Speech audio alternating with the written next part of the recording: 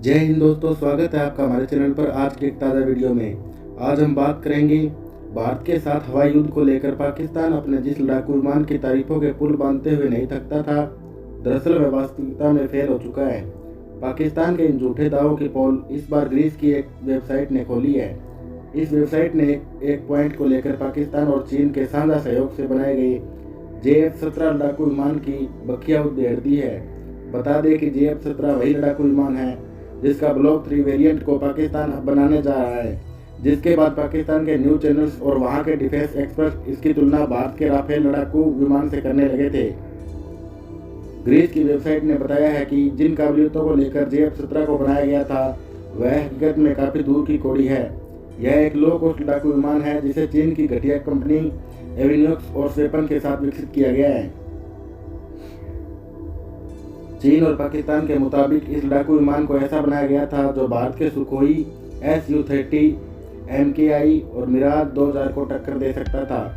चीन ने यहाँ तक कहा कि वह इस विमान की बेहतर क्षमताओं के कारण इसे अपनी एयरफोर्स में भी शामिल करेगा। हालांकि विमान अपनी कल्पना क्षमताओं से बहुत दूर है, क्योंकि इस विमान को कम गुणवत्ता वाले चीनी एवियोनिक्स और हथियारों के साथ विकसित किया गया है। पाकिस्तान एयरफोर्स ने भी यह पाया है कि आधुनिक हथियार प्रणालियों की तुलना में JF-17 विमानों का संचालन और रखरखाव लागत बहुत अधिक है, जिससे इस विमान को लंबे समय तक उड़ने योग्य बनाने के लिए इसके ऑपरेशनल कॉस्ट को कम करने की जरूरत है। चीन और पाकिस्तान ऑल वेदर फ्रेंड कहे जाते हैं, इसलिए इन्होंने ठीक ठाक पैसा इस विमान को विकसित करने पर खर्च किया था। पाकिस्तान शुरू में इस विमान के एवियोनिक्स को पश्चिमी देशों से खरीदना चाहता था, लेकिन चीन ने दबाव बनाते हुए न सिर्फ पाकिस्तान को ऐसा करने से मना कर दिया, बल्कि चीनी एवियोनिक्स के साथ बनाए विमान को लेने के लिए मजबूर किया। कहा जाता है कि पाकिस्तान एरोनॉटिक्स कॉम्प्लेक्स कामरा का JF-17 के उत्पादन में 58% का हिस्सा होना चाहिए, लेकिन यह वास्तविकता से बहुत दूर है। कामरा चीन से महत्वपूर्ण प्रणालियों के कच्चे माल और प्रोडक्शन किट खरीदता है और उसे एयरक्राफ्ट मैन्युफैक्चरिंग फैसिलिटी में JF-17 विमान में असेंबल कर देता है। पाकिस्तान एरोनॉटिक्स कॉम्प्लेक्स केवल कुछ चीज़ों को ही बनाता है, जिसमें विमान के विंग्स, फ्रंट का एक हिस्सा और टेल। बड़ी बात यह है कि इन्हें निर्माण करने के लिए जिन मटेरियल्स का इस्तेमाल किया जाता है, पाकिस्तान उन्हें भी चीन से ही मंगाता है। इस विमान में बाकी के सभी सिस्टम चाइनीज, साउथ अफ्रीका या यूरोप के जैसे आयात किए गए हैं। इस विमान में पायलटों को बैठने और दुर्घटना के समय बाहर निकलने की इंजेक्शन सीट लगी हुई है।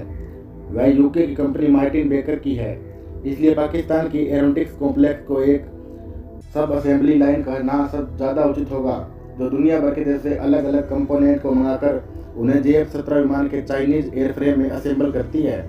इस विमान के एयरफ्रेम का भी बड़ा हिस्सा चीन से बना बनाया हुआ आयात हुआ है। साल 2009 से लेकर पाकिस्तान ने JF-17 लड़ाकू विमान के अब तक कुल 115 यूनिट का प्रोडक्शन किया है।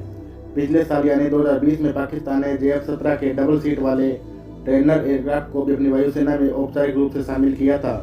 JF-17 के 5 ऑपरेशनल स्क्वाड्रन है और कॉम्बैट कमांडर स्कूल में एक फ्लाइट भी है, जिसे पाकिस्तानी वायुसेना छठे स्क्वाड्रन के रूप में ऑपरेट करती है। माना जा रहा है कि अब ट्रेनर विमान की मदद से पाकिस्तान JF-17 के 7वें स्क्वाड्रन को बनाने की योजना पर भी काम कर रहा है। पाकिस्तान का लड़ाकू विमान ब्लॉक 1 और ब्लॉक 2 वेरिएंट में उपलब्ध है।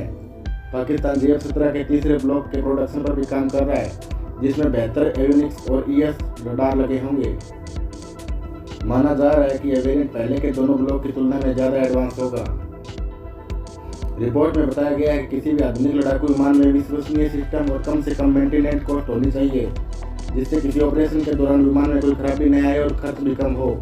किसी भी एयरक्राफ्ट की ताकत उसके एवियोनिक्स, हथियार और इंजन की क्षमता से नापी जाती है, लेकिन JF-17 ज़्यादातर एरिया में फैला हुआ है। इस रिपोर्ट में 27 फरवरी 2019 को भारत और पाकिस्तान की वायुसेना के बीच हुई डॉग फाइट का भी जिक्र किया गया है।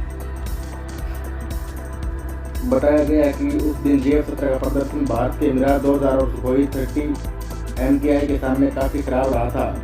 एयर डिफेंस के रोल में इसका स्वदेशी लिंक 17 डेटा लिंक न केवल गैर भरोसेमंद है बल्कि बहुत धीमा भी है।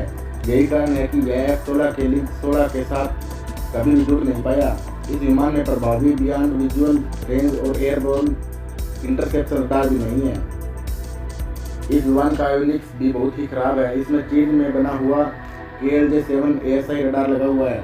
वेपन मिशन मैनेजमेंट कंप्यूटर है। दोनों सिस्टम समस्याओं से भरे हैं। ALJ-7 रडार में कई मोड हैं, लेकिन हर बार इनमें कोई न कोई तकनीकी खामी जरूर होती है। इसके ऑपरेशन और मेंटेनेंस में कई समस्याएं हैं, जिसे Nanjing research institute of electronic technology ने कई बार मॉडिफाई भी किया है। उसके बाद भी इस विमान के रडार और वेपन मिशन मैनेजमेंट कंप्यूटर को सुधारा नहीं जा सका है। प्रैक्टिस के दौरान यह लड़ाकू विमान बियॉन्ड विजुअल रेंज की मिसाइलों को फायर नहीं कर सका, कई बार तो उसकी रेंज ही घट गई है। इस कारण पाकिस्तान की विमानन कंपनियां इसे स्वदेशी तरीके से बनाने पर जोर दे रही है। इस विमान में लगा 23 मिलीमीटर गन हवा में फायर करते हुए रुक जाता है।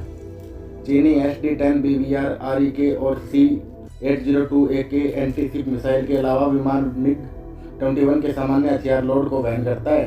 इस विमान को चीनी SD-10 BBR REK और C-802AK एंटी-शिप मिसाइल से लैस करने की योजना पर काम किया जा रहा है, लेकिन उसमें भी सीमित कामयाबी मिली है।